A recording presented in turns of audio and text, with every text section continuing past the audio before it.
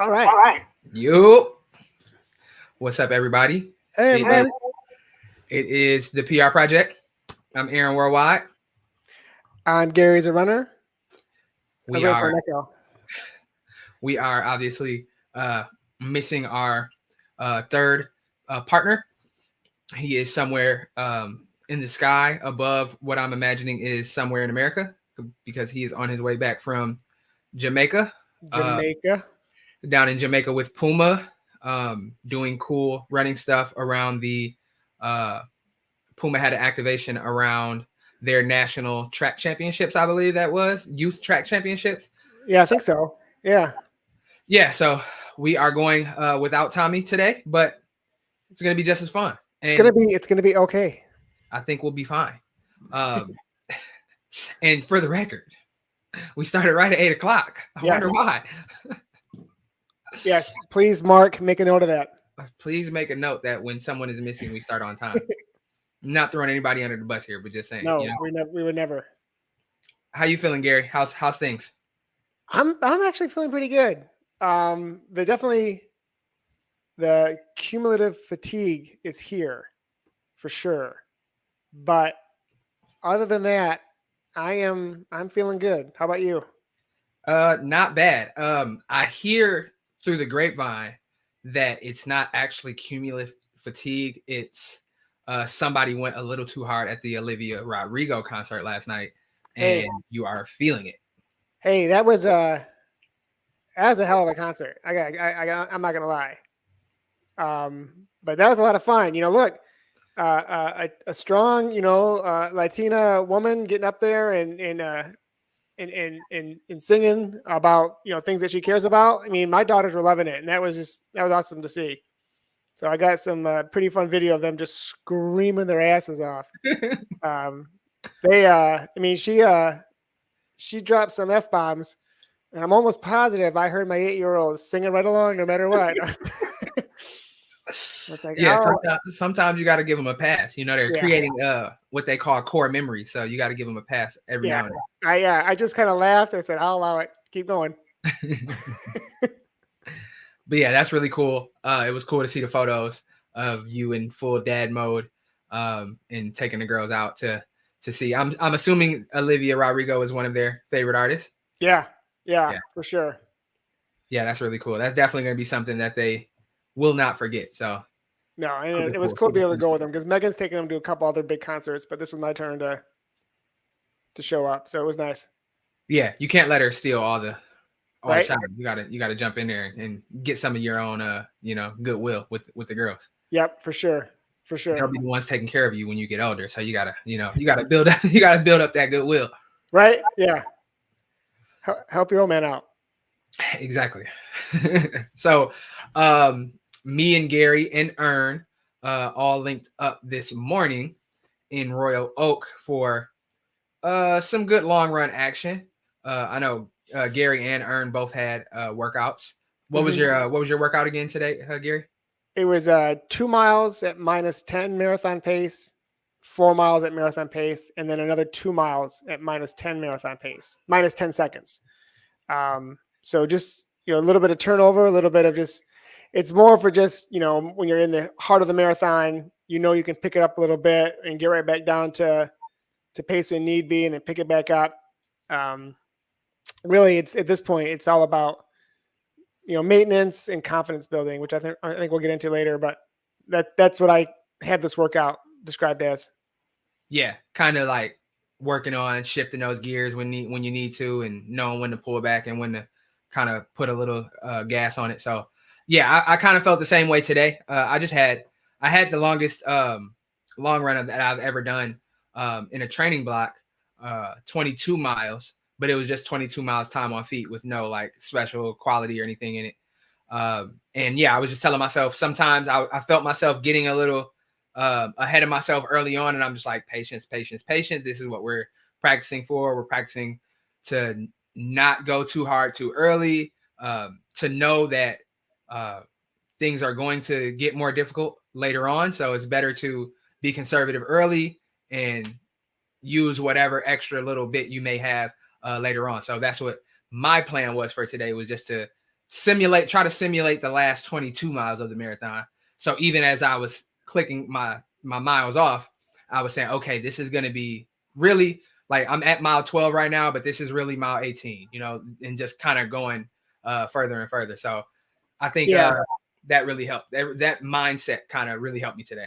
And this was your longest training run on purpose, right? Like, I know we've done 21 together, but this is like literally like the longest you've ever run in a training block. Yeah, the longest I've ever had, like intentionally scheduled. I told my coach that I wanted to get closer to 2 hours and 45 minutes, or maybe even 3 hours at some point in a training block, just to because they say, the long run, it starts to have diminishing returns after 3 hours.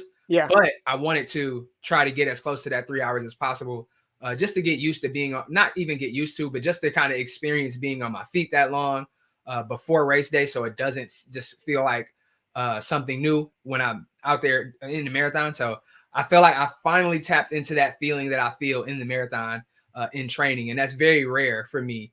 I don't think I get a chance to do that enough. So yeah, it felt good. The last few miles I was there. I'm like, okay, I can see, I'm not hitting the wall, but I can see the wall that's up there. I might get to it. So it was cool that I was able to mentally focus and just like lock in and stay where I was supposed to be. So that was really cool. Yeah. And that'll come in handy, in 3 weeks, 3 weeks time. Man, doesn't it seem like we were just like months away, but now it's just like, it's here practically. Yeah. In my head today, I thought like we've just entered December. Christmas is 3 days away, 3 weeks away. That's what it feels like for these training blocks. It's the big day. It's coming, Yeah. Yeah. And it's like we put our head down and we focus on the work, and we just like, okay, I want it. Because I don't like to get too ahead of myself. So I'm just locked in on, okay, the next mile, the next workout, the next run. Like, right. I don't try to like think ahead too much anymore. So like sometimes I'm just like, so like blinders on, focused in. And next thing I know, it's like, oh man, race day is next week. Like it's really here. Yeah, no. And yeah, like I said, I've got that like Christmas season mentality of, making sure I got all the presents, making sure everything's wrapped, getting the decorations up, and for us, it's, maintaining, getting your workouts in, not showing off, just doing everything right, dialing in that nutrition, dialing in, how you're going to, get ready for the big day. What's the weekend look like? What's your food going to be? Where are you going to, what's your sleeping plan? All that fun stuff. But it's all planning. It's all like locking it all in. Yeah. And that's why I told you, like, right before, like I did the warm up with you guys, and I told you, like, you and Ern, before y'all took off, I'm just like, don't be a hero. Do what you're supposed to do. There's minimal things to be gained right now. The risk reward benefit of being a hero in a workout 3 weeks away from the beginning, the beginning of your marathon is not worth going above and beyond. This is not the time to try to get extra credit. It's just like, nail it, do what you're supposed to do, make it to the next day, and take that confidence with you. Keep that extra rep in your back pocket, because you're going to need it come race day. And it's just, being strategic and being disciplined enough to not listen to that little evil voice in the back of your head that's telling you, like, you can run this faster. Oh man, you're slowing down. You got to pick it up. Yeah. Melissa, in her notes to me this week, she just said, just save it for race day. Yeah. Save it for race day. That's kind of like the mantra and the mentality is, 3 weeks now, just save it. Yeah. And I'm jump into the chat real quick. Alexa said that your girls will cherish those memories. Her dad took her sister and her to Color Me Bad and Paula Abdul. Sounds like a heck of a time. I'm not gonna lie. Yeah, that sounds sweet. And clearly, Alexis is more my generation by the names of the bands, which is awesome. I'm not, that's a good thing in my world. I want to see the outfits. I want to see the outfits that little Alexis and her sister wore to see Paula Abdul. I'm sure it was crazy. Mark says, my first 60-mile week, I've been to 59 a few times, but finally just did a bit more to get to that 60. That's awesome. Good work.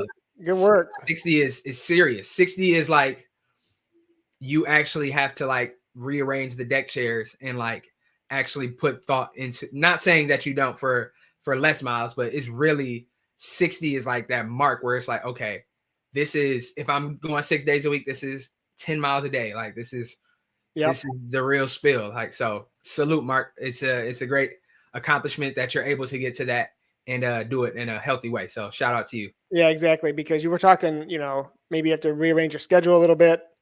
Tell the missus that, I got plans. I can't, can you grab dinner tonight? Take care of the kids. I got to get out here. I got to get this done.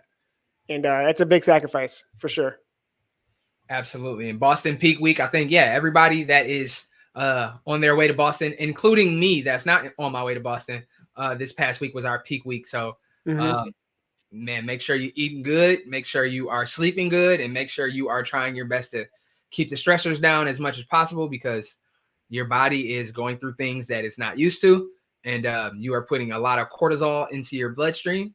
So you got to try to counteract that as much as possible. And they say stress is stress is stress.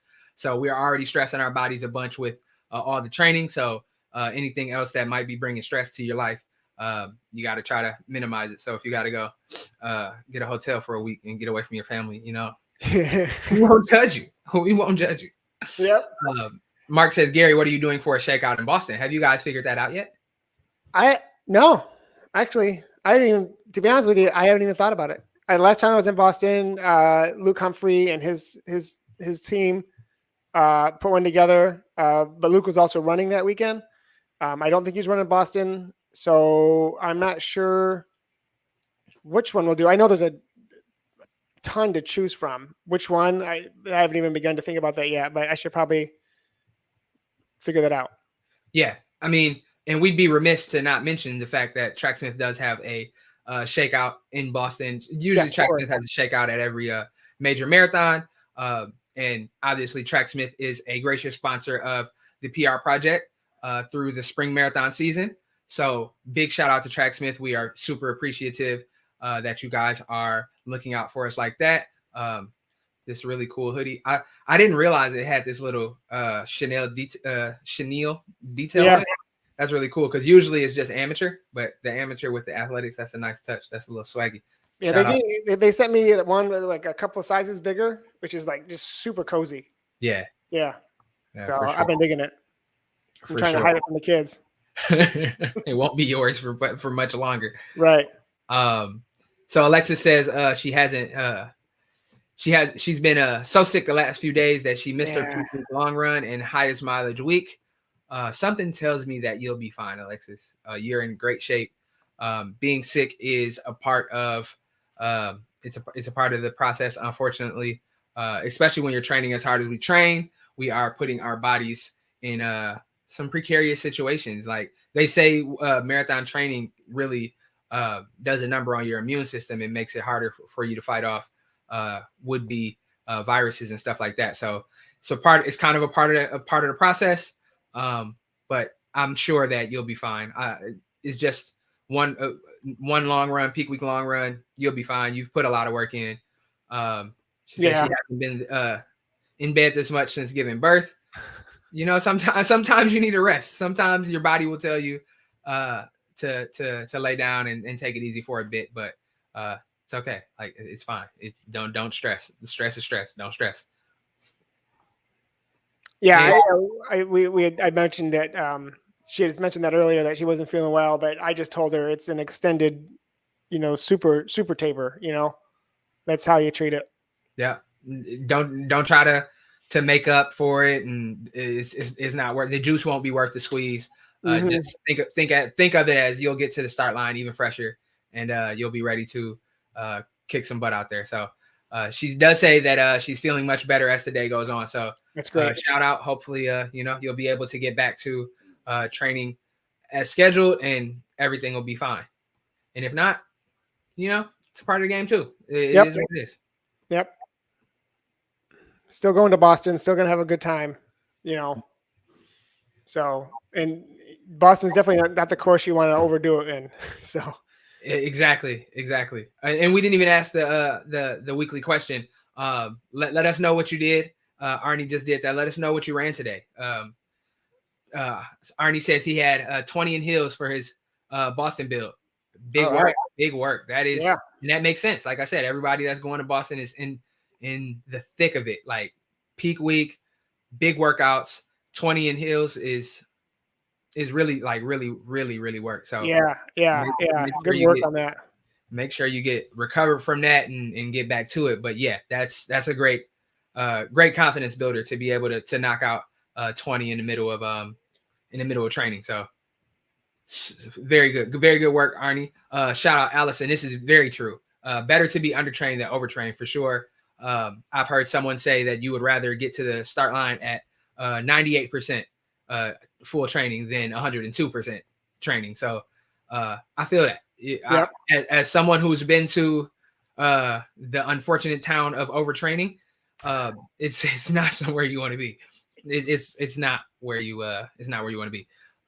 Shout out Malik. Malik said he got 12 miles in today. Malik has been doing a lot of good work. Shout out to you, Malik, for that marathon distance that you ran just randomly a few weeks ago. That was really cool. Yeah. Now you're doing 12 again? Ooh. Yeah. Shout out.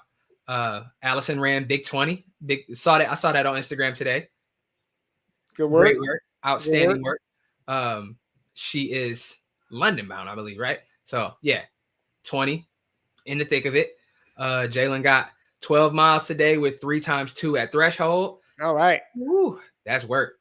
My chest is kind of burning just thinking about that. Selly got 15 miles through the DC streets. Shout out to Selly, man. I met Selly for the first time last week in DC. And it was super cool to kick it with him and just talk about the show and talk about you guys and talk about his journey with running, and just it's really cool. He PR'd last week at the Rock and Roll DC half marathon, St. Jude half marathon. So Selly is doing big things. Super proud of you, and super grateful that you come and hang out with us every Sunday. This random guy says, I didn't run today. It's all bad now. Yeah, I agree. You might as well just like retire. Yeah, hang up the shoes. Spencer is about to do 6 or so on a treadmill. That's commitment. Get it done. Slander inbound. I'm super slander. What about severely undertrained? I think you should retire, honestly. Yeah. I mean, if this is the mentality you have now with 3 weeks out, I don't even see why you didn't try. No, it's just give it up. Just give it up. Maybe get back to golf or something. I don't know. Yeah. And Alexa says can't be that bad if you're still in Jamaica. You know what Jamaica doesn't have? Snow. And we had snow. So yeah. Like I had to shovel like that kind of snow. Like that's insane. Yeah. Although the sidewalks weren't bad today. And I was proud of Oakland County for that, because there's been times we got out a day after a quote unquote snowstorm and it's not ideal. But today I had to run in the street a little bit, but for the most part, sidewalks were good. I didn't have any issues with footing or anything like that. So that was cool. Now, same couple patches on Maple. I did have to run in the street a little bit on Maple, but Maple is one of the busier streets here in the Oakland, Michigan area. But no, honestly, everything was pretty good. I was pleasantly surprised, especially because sidewalks are treacherous around here once the snow hits. Yeah, for sure. What shoes did you wear today, Gary? I wore the Hoka Rocket X2, which I've never worn. I've worn them I think I wore them in Orlando the day of the marathon just to have something on my feet for the U.S. Olympic trials. But today was the first time I've actually worn this particular pair of Rocket X2s. And how did you like them? I like them a lot. I think they're good for workouts like this. I know that the Hoka athletes, they wear them, for marathon days. I don't think I would do that for a full, but for today, where it's for a good workout, some good miles, I had no problem with them. Yeah.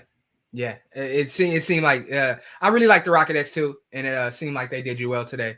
I also went with a Hoka. It was my first run in the CLO X1, right? Yep. And those are really cool. I was telling you and Ern that I felt like they were the closest thing that, as far as like stack height and just how the foam feels, the closest thing to the Alpha Fly that I've worn, to be honest. They did feel a little clunky. I did like, because I don't have a huge like leg swing, so I did kind of, sometimes when you scrape the ground, like coming back forward, I did that a few times. And I think it's just because the stack height is pretty thick, Yeah, it's and a they're a lot. little bit heavier than a typical super shoe. Yeah, So. for sure. They definitely felt like, I'm not gonna say they felt super clunky, but I could feel that they were there. But the foam was really nice. The foam was really nice, cushiony, but still had a little snap to them. I really enjoyed them, and I was telling Gary that it was tricky to take them out for my first run on a 22-mile long run. But sometimes you just gotta do it. Like, you just gotta not think about it and just do it. Did that hot spot come to anything? I think you said you had a.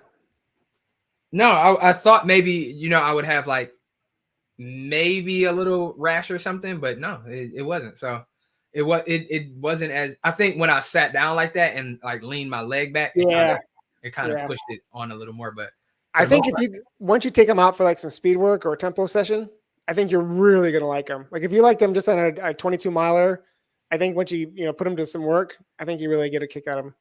Yeah, definitely gotta do that. Tommy said he'll be at mile 21 cheering for sure. I've heard mile 21 might not be accessible on race day, but yeah, that's what Good luck, sir. That's what the streets is telling me. That it might not be there. Yeah, they thick for sure. You could add a few C's to that because they are very thick. Pause.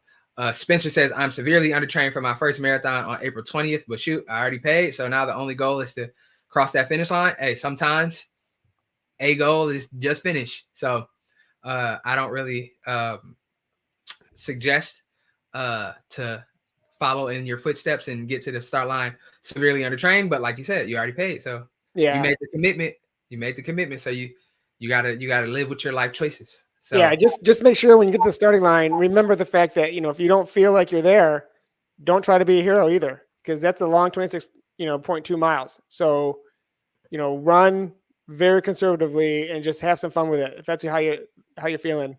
Yeah, for sure. First marathon too, so don't let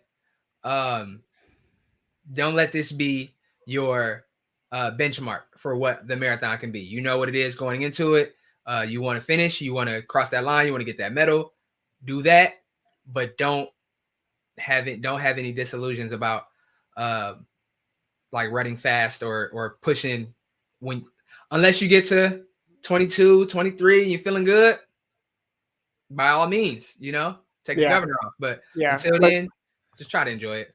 Yeah, I think a couple of rules of thought here is no matter how good you're feeling, that first 5-10 miles, don't think you can make it all the way unless you're like, if you're running faster in the first 5-10 miles and you're thinking to yourself, oh, I can hold this, you can't. But also try to make sure that your first 5K is slower than your last 5K. So just, again, conservative. Don't try to be a hero, and slap some hands, have some fun. I'm not sure which marathon you're running, but make sure that you have fun with the people around you. Yeah, for sure. Find a pace group that is a little slower than you think you can do, and just hang out with them for as long as possible. And if you feel good, like 22 miles in, then go ahead and maybe leave them in the dust. But for the most part, make some friends, have some good conversation and just enjoy the ride. And Malik said, for real, just put 100% into it. That's 100% into 26.2. My math isn't always the greatest, but usually stressful. Yeah. So before we get into the topics for the day, just want to once again acknowledge Tracksmith. For the spring runners dedicated to building a solid foundation, their gear must reflect these enduring qualities: unassuming yet unwavering resilience to the season's fickle nature. Placing trust in these proven essentials in both gear and training methods guides us. Amid the ever-shifting backdrop of spring, they remind us that some things remain consistent, reliable, and perfectly tailored for their purpose. And that is the base building collection that is now available on tracksmith.com. And if you go there and you use promo codes PR new, if you are a new customer, if you never purchased anything from Tracksmith before, you'll get $15 off a $75 order. And if you use the promo code PR give, you will be able to get free shipping, and that money saved will go to a collection that we are still working on to find a charity that these funds will go to in support of. So we are working on. We're still working on finding something. I think Tommy had a few leads a couple weeks ago, so we're going to follow up on that. And as soon as we get it ironed out, we will let you know the details. But even without having a specific charity right now, we'll still pass on the savings to you. So free shipping with PR give and $15 off a new order of $75 or more if you use the promo code PR new. Yep. PR new. Yep. And then, hey, do you see this here? If you get a PR, between now and what is it, April 29th? I'll look it up here. I'm not sure the end date, but yeah, keep going. Right. But you get a PR, you get $100 credit at tracksmith.com. So you get a PR in any distance, or if you're a thrower, if you're a field athlete, you get a PR in any distance. Earn PR'd last week at the Rock CF half marathon, and he already got his PR bonus gear. So it's legit. It's real. $100 at Tracksmith can get you some quality gear. So, don't forget to get your PR in to Tracksmith. It looks like Alexis also, Alexis and her husband also, earned some PRs and they've submitted. So it's legit. Check it out. This is a really cool thing that Tracksmith is offering. I think this before was just for Hair Club members, HARE, Hair Club members. And and now they open it up to everyone for this limited time. So, if you get a PR, take advantage of it for sure. Yeah, for sure. Let that PR pay. That PR will pay. So this is how I look at it. $100 if you get, $100 off of some gear from Tracksmith, that just might offset the amount that you paid to run that race. So in essence, you ran that race for free and ran a PR, and now you got gear. It's just it all works out. It all works out. Allison says time clock or Strava PR. I don't think Strava PRs are permissible, but worth a shot. Yeah. Worth a shot. Yeah, just fill out the form at tracksmith.com, the Tracksmith PR bonus. You can submit your PR. There's the fine print is all there, Allison. So it's between now and April 30th, by the way. So it started on January 1st. So if you've gotten a PR from January 1st through April 30th, take advantage of this while you can. Absolutely. And if you don't have that spring marathon kit dialed in, Tracksmith is a great place to look. They just dropped some new singlets, dropped some new racing tights, some new racing shorts. So it's worth it. Worth a shot. Worth a look. I think I'm going to order my turnover tights here this week. Yeah, I've got mine on ice. I'm not going to wear them again until race day. So I'm looking forward to that. I'm looking forward to enjoying those. So as we move right along, we'll get into the next topic. So as we were talking about peak week and how everyone is putting in those huge last workouts or last long runs of their blocks, and we are starting to get close to taper time. So Gary, how is Melissa planning? I know the Hanson's method is usually a shorter taper, but have you talked to her about tapering and just getting into race prepared time? Yeah. So I think I have one more big week because I end next week with 20. Plus I have a pretty good sized hill workout on Wednesday. And then I'll kind of go into taper there. But we've started to talk about, just don't be a hero on these workouts.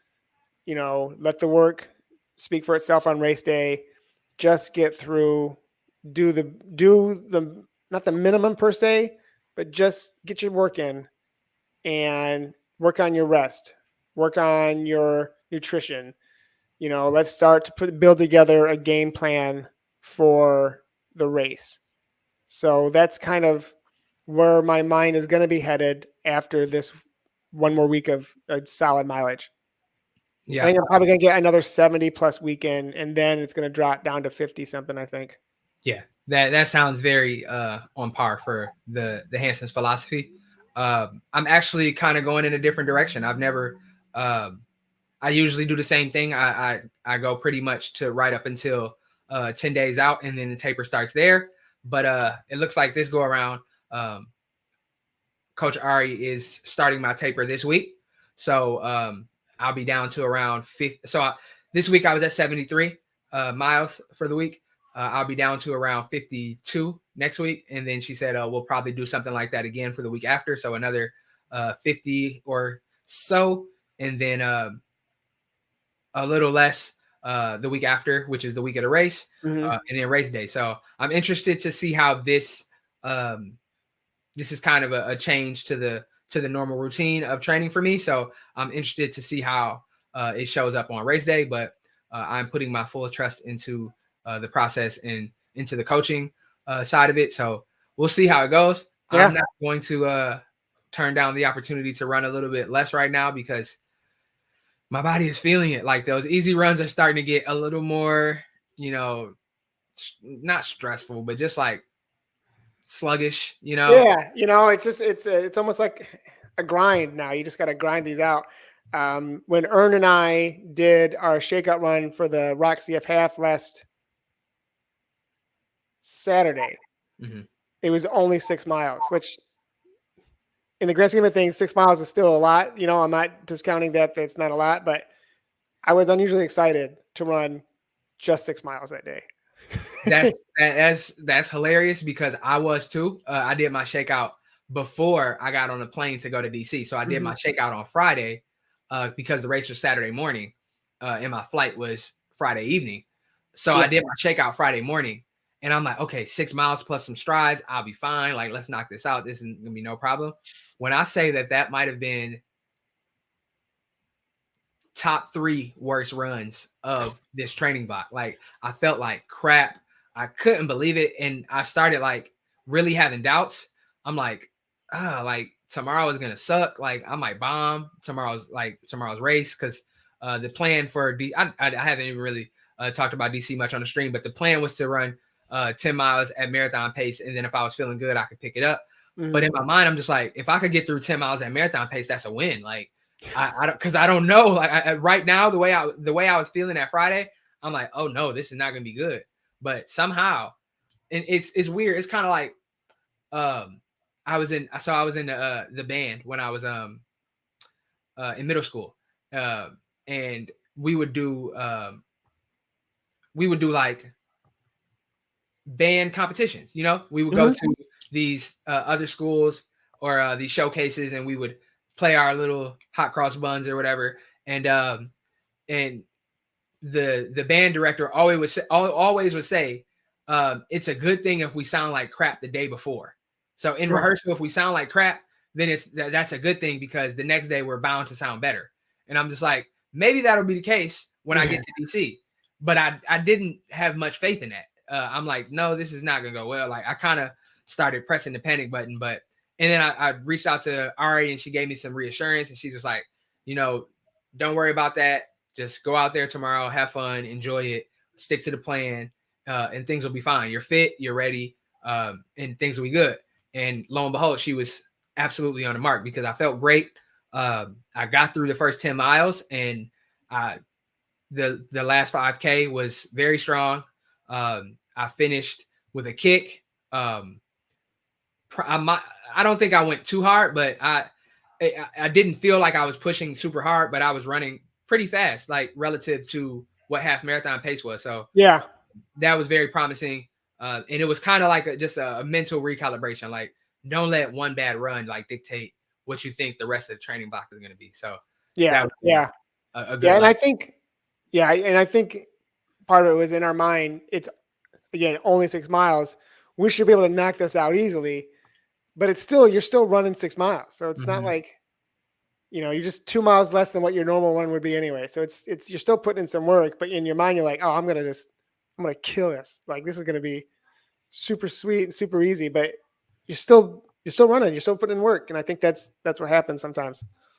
Yeah, for sure. The expectation to reality, like that delta in between those two things sometimes is what throws us off, because I was thinking about that the other day. I'm like, why, even when I'm doing a workout that isn't like on paper isn't as hard, why do I always feel like I push right up to the edge for the last rep? And I'm just like, is that a mental thing, or am I like using my energy in a way that I'm using it up right into the end? But I'm like, no, it has to be mental, because if I can run 3x3 at marathon pace with like a mile of recovery in between, I shouldn't have much of a problem to run 800s at half marathon pace, especially if it's like 6 of them. But for some reason, I'm just like, no, this sucks, man. This sucks. Like, I'm on the 5th one. The 6th one is going to suck.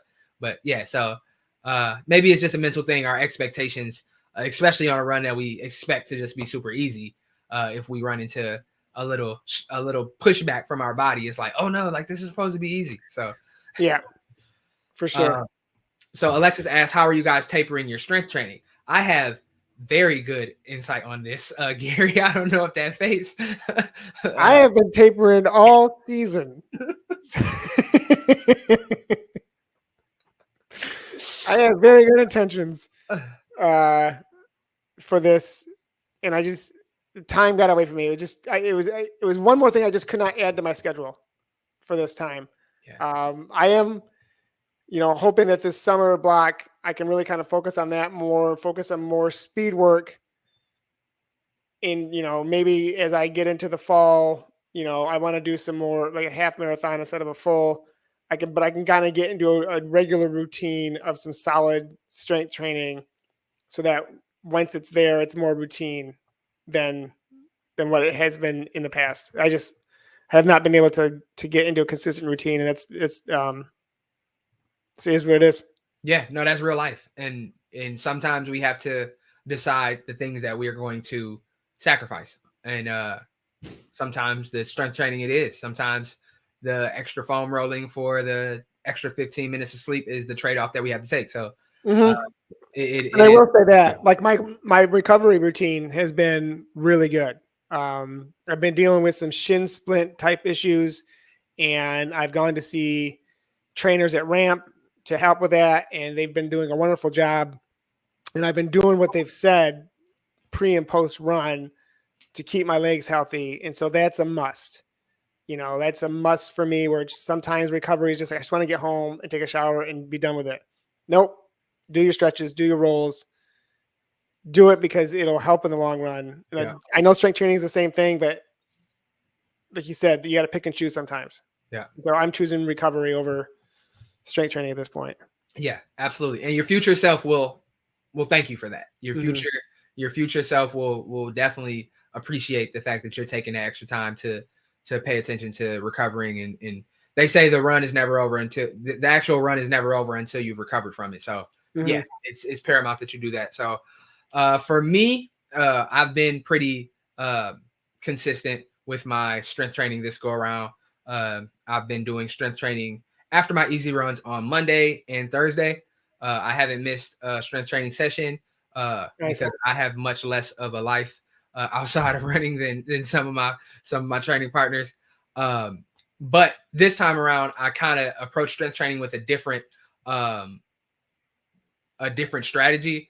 I wanted to kind of get in and do heavier weight and less reps, because I wanted to like really like push the strength side of it. Like, a lot of times we get in the gym and we're just doing a bunch of reps with moderate to lightweight, but I'm like, no, I'm going to do 6 to 8 reps with heavy. Like, it's to the point where I'm feeling like, okay, I'm almost like repping to failure. Yeah. Like squats, or like single leg squats, or lunges and things like that. So the way I figured I could taper it is to start cutting back on the weight. So taking the load down a little bit, still going through the same movements, but just reducing the load. It's kind of wild because Monday there was some movements that I'd done earlier in the block, but I hadn't done them for a few weeks. Specifically some side lunges and some single leg squats on the bench. And when I say my glutes and my hammies were like, they felt like it was the first time I did them. Yeah. It was sore for a couple of days. So I'm like, okay, this is okay. I don't mind being sore right now, but this is not something that I need to do anymore after this. So yeah, I've just been kind of taking weight off and just going through the movements, making sure I'm still activating, but not putting as much load and stress on my muscles. So yeah, that's smart. That's smart. I think I mentioned to you earlier today, I tried on a pair of new shoes, just for yesterday. So yesterday was just a 12-mile, and I put on some new shoes I hadn't worn before. And I've quickly realized that this was not the right move this close to the marathon.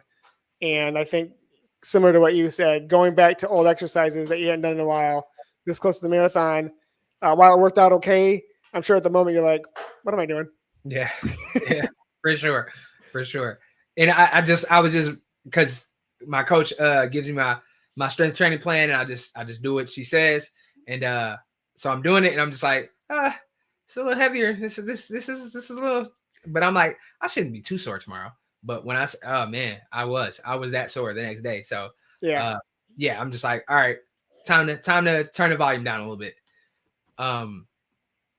And Allison, this is what we were saying earlier. So she said the 4-mile runs have been kicking her butt. Yeah. Because I mean, you did 20 today, but them 4-mile runs, them 6-mile runs, you almost look at them on the schedule and just be like, I'll knock that out. There's no problem. But yeah, then it starts swinging back at you, and you're like, I wasn't expecting it to fight back. Yeah. What happened? So Mark says, what are you racing, Aaron? I am running and I don't think we've touched on this much, but I'm running Martian Marathon in Dearborn, Michigan. This will be my first time racing a full marathon in the state of Michigan. So, no, sir. No, you've run Bayshore. You're right. That's not this Michigan. That's that Michigan. I had to drive 3.5 hours to get there. So, wow, I forgot all about Bayshore. I've been telling you, and it's a lie. This is my first time racing a full marathon in southeastern Michigan. So, near close enough that my friends don't mind driving to. So, pardon me for that. But you guys are right. You are right. I definitely ran in the state of Michigan before. So, this is my second marathon in Michigan, but so I'm racing Martian Marathon. It's April 13th, 2 days before Boston. I wanted to get a race that kind of lined up with Boston so I could train with my friends. So I'm looking forward to that. And that's if anybody's ever been to Boston, the Martian Festival of Races, they do a really good job. Yeah. They've got the whole gamut, 5, 10, half, and full. And they have a lot of fun with it, with the whole Martian theme. It's a pretty good deal. Yeah, I saw people in costumes and the whole nine, and I'm just like, okay, this is going to be a fun atmosphere. I'm going to be taking it way too seriously, but I'm going to try to enjoy the goofiness of it. Because the medals are kind of fun too, because they got they're like hand blown glass, alien type things going on. It was a lot of fun. Sweet. I'm looking forward to it. I got friends coming. I got family coming. So it'll be the first time that my friends have, like, my non-running friends have ever seen me like run. So that'll be sweet. Yeah, it's gonna be interesting. Donovan says, been using Garmin 955 daily suggested workouts for Boston. It's been great and has kept me from overtraining. That's nice. Cool. That's really nice. The watches and the training plans from that the watch companies generate have came a long way for sure. So whenever you have something that can guide you and keep you on track and provide you with some good feedback, because Garmin will tell you when you are not on the right track. It will tell you quite straight. It won't even like sugarcoat Yeah, it for you. I've seen some of the screenshots from Garmin. Sometimes they're just downright rude. Rude. Just like, man, Garmin has had a bad day today and it's taking it out on you. Yep.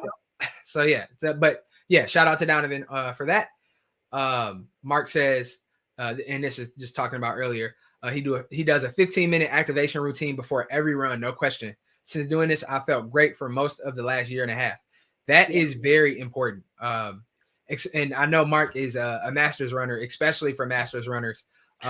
Making sure that you take that little extra time to get the muscles activated and not just, use the good old runner's excuse of, oh, I'll just warm up in the first few miles, because that's usually not the best way to go about it. Some leg swings, some lunges, maybe some A skips, B skips, that kind of stuff, just to get the blood flowing, get the heart rate up, and get the muscles primed and ready to go. For sure, you gotta limber up, as the kids say.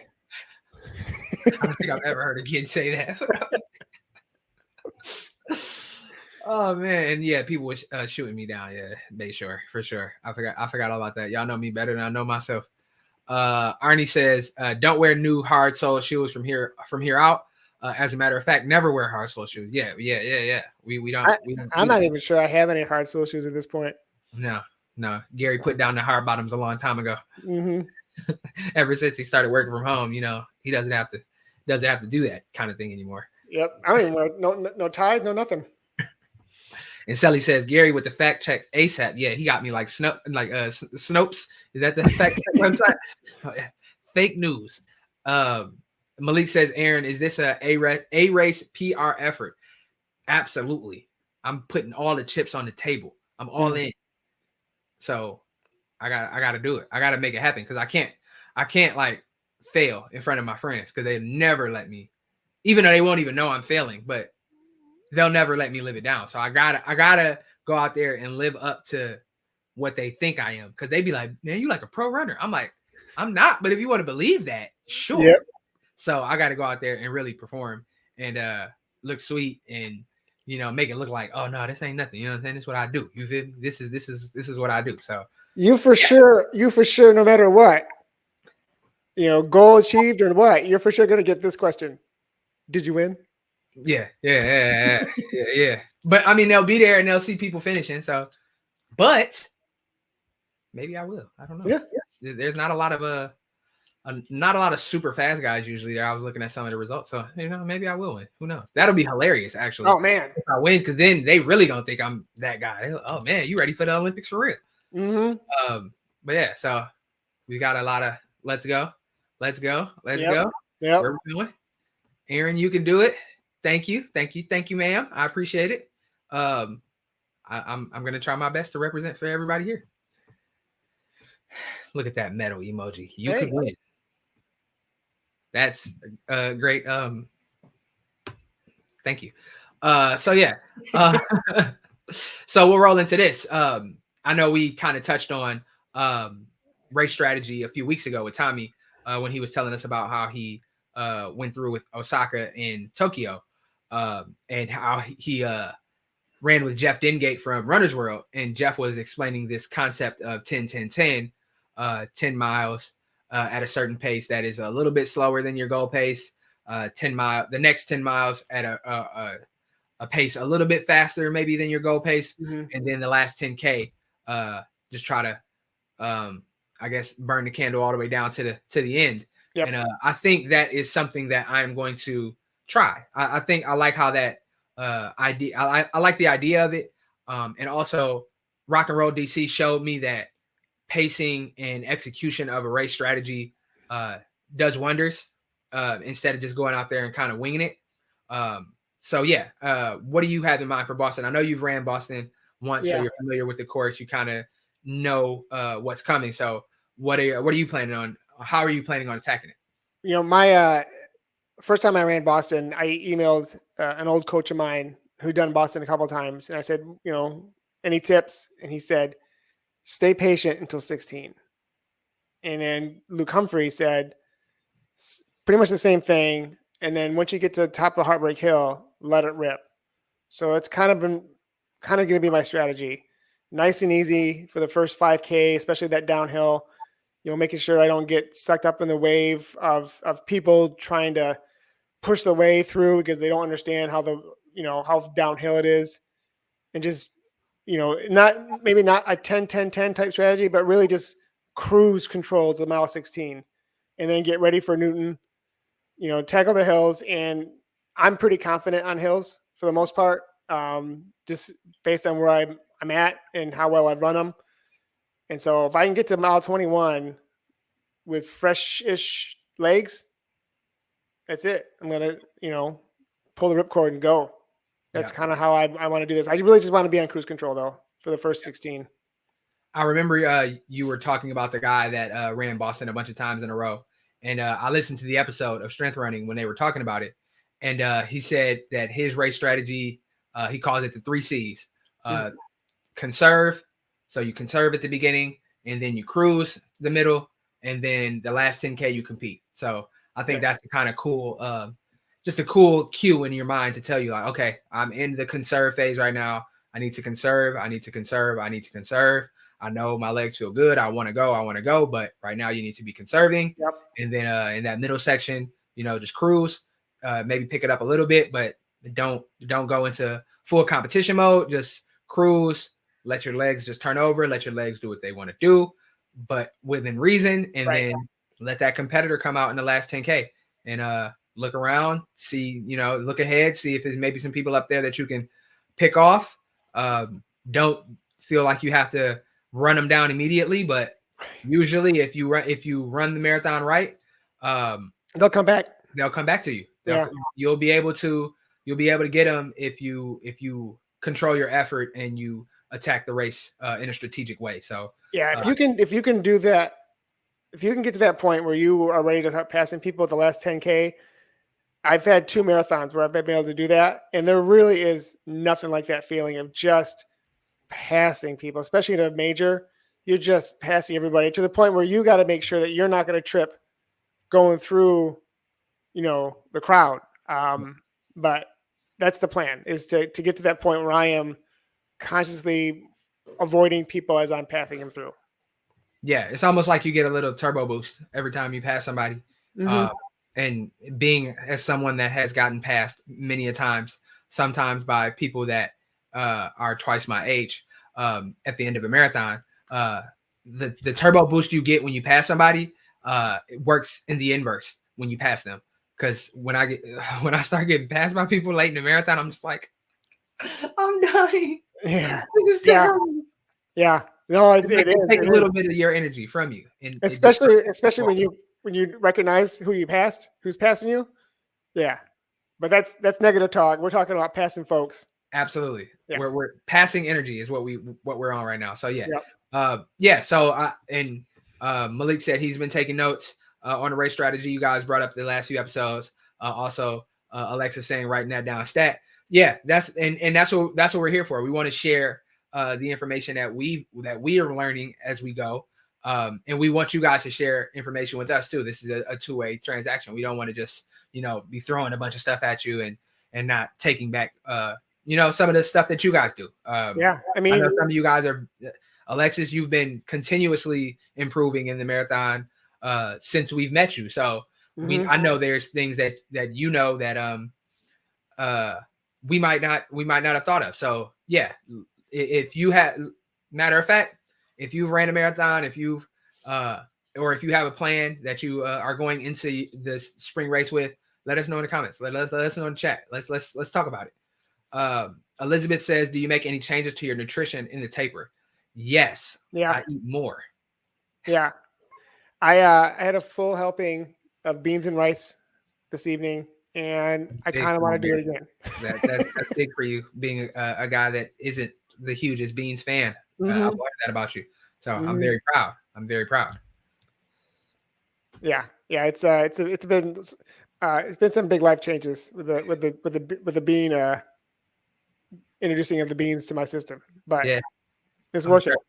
I'm sure Melissa enjoys it. You've become much more of a musical person, probably. Ernest says strategy is the final boss for him. I feel the same way. And I've had plans going into marathons, but like they say, everybody has a plan until you get punched in the face. So Yeah. you gotta roll with it. You can go in with a plan, but also know that that plan may have to be adjusted as you go.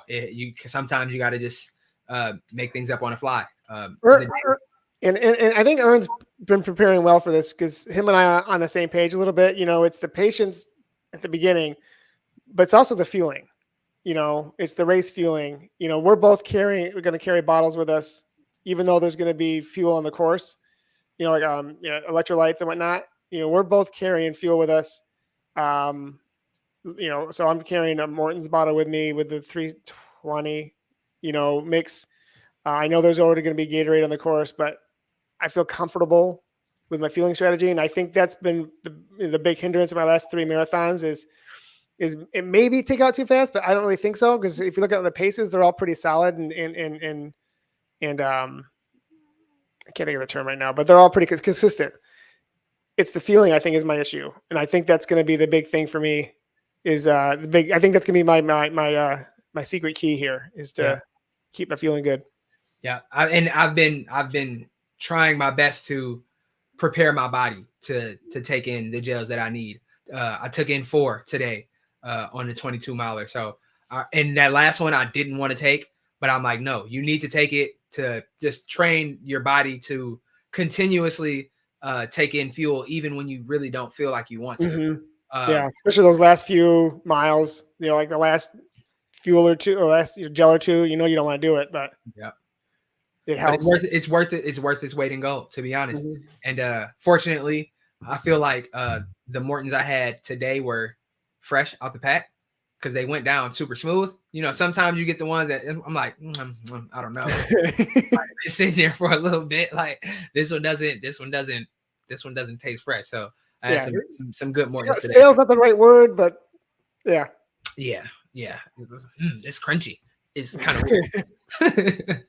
So Ernie says, a little advice: don't go out too hard and fast. Down the backside of Heartbreak, that mile going downhill has destroyed many. The flatlands going into Brookline is the spot to go. So for all of those of you running Boston, keep that in mind that just because you conquered Heartbreak doesn't mean it's time to put the foot to the gas pedal. Take your time, get to the flatlands going into Brookline, and then you can pick it up a little bit. But don't destroy your quads that are already, on the brink of disaster. don't seal the deal right there at mile 22. That's a good point. And Malik says he likes the idea. He likes the 10-10-10 strategy. I thought, what about 5-5-5 for the half? That's an idea that I'm thinking of trying for future half marathons.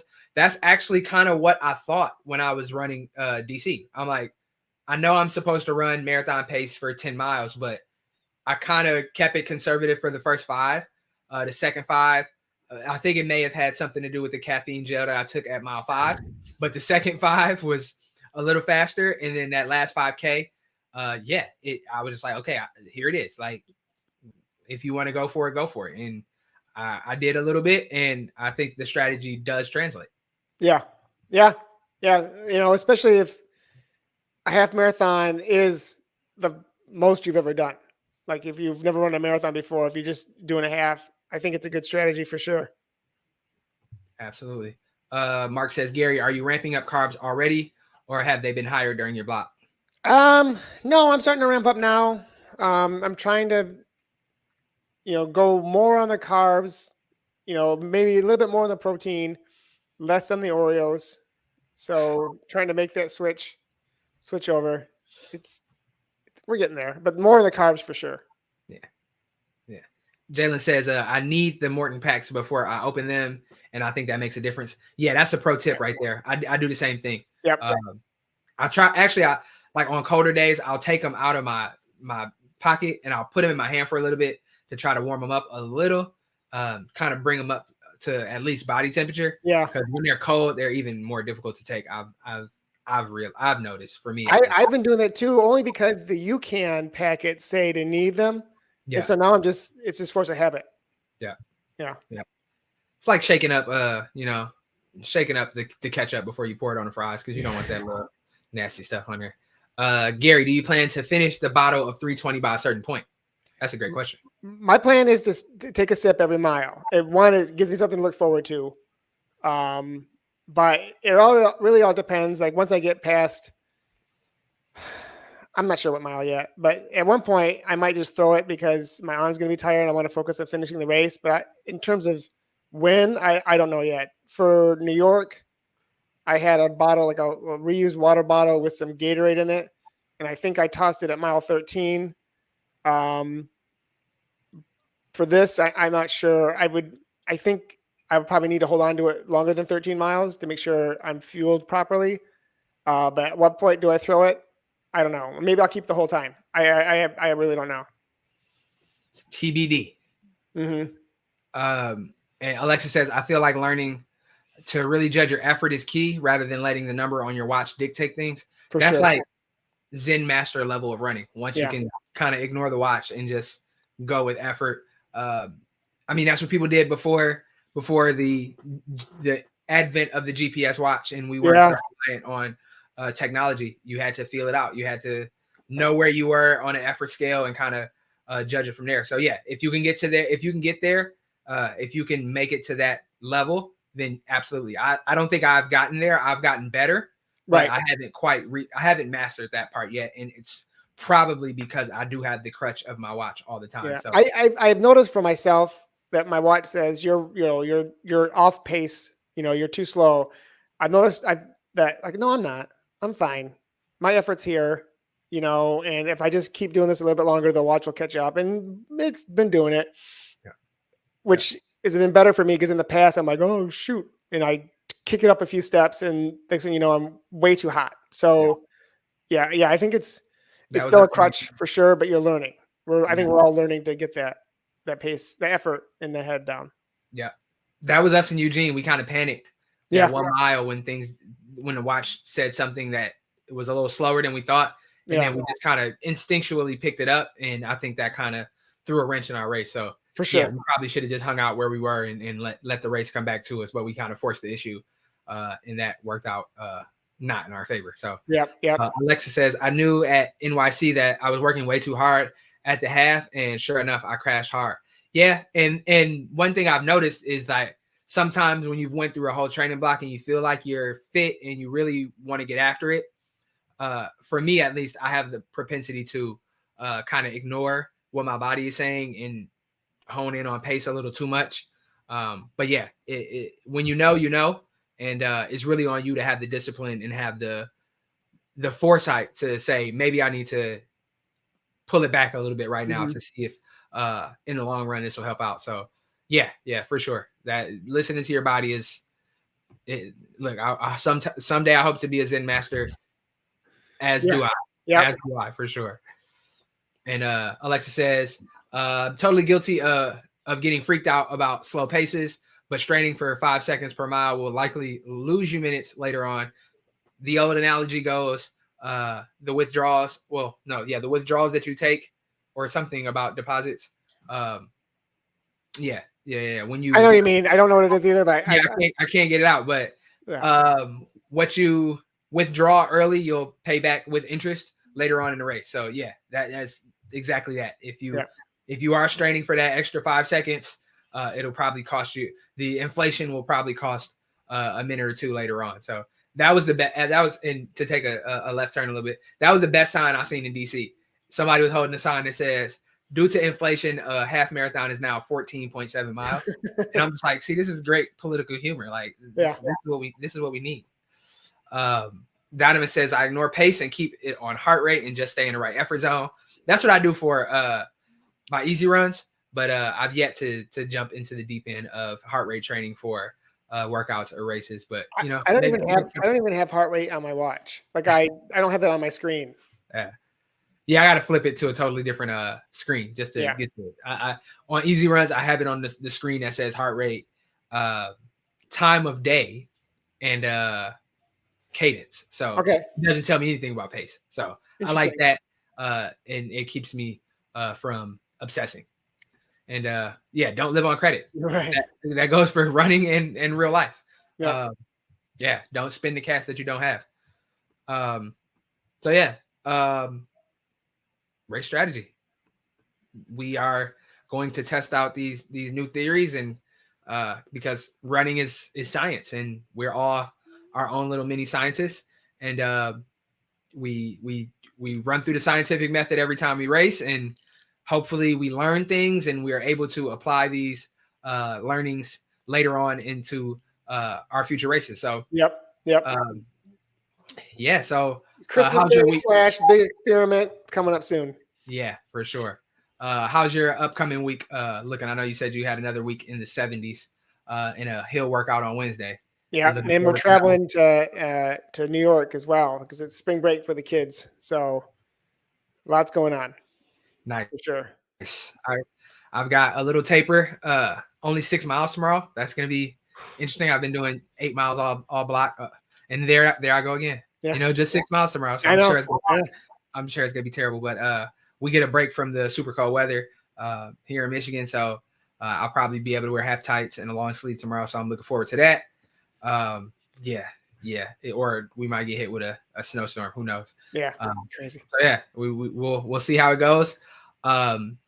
Next Sunday, programming alert. Next Sunday is Easter. Mm-hmm. So I don't think we will be streaming. We might jump on maybe Instagram and do something if you guys want to, but an official show, I don't think we'll do that next week. So yeah, we will be coming back with our third member in a couple weeks, which will be not quite a week from race day for me or you, but it's splitting the baby. It'll be 6 days for me, 8 days for you. Yep. And we'll go over some last minute things. We'll get our last will and testament out for before the race, and hopefully we're feeling good and we're in good spirits. So thank you to everybody for jumping in. Super active chat today. Yeah. We appreciate everything. We appreciate all the support. 5 a.m. tempo. Good night, all. Mark, you are a crazy person. Have a great run in the morning. Yeah. Stay safe. Nighttime. Who knows? So see you guys. All right. Later. Gary, great show without Tommy. Yeah. Good job, man. Yeah. It's probably one of our better ones. We're gonna put this we're gonna frame this one. Yeah, for sure. Episode 70, PR Project. I'm Aaron Worldwide. I'm Gary Zerliner. Yes. See you guys later. See you. Peace.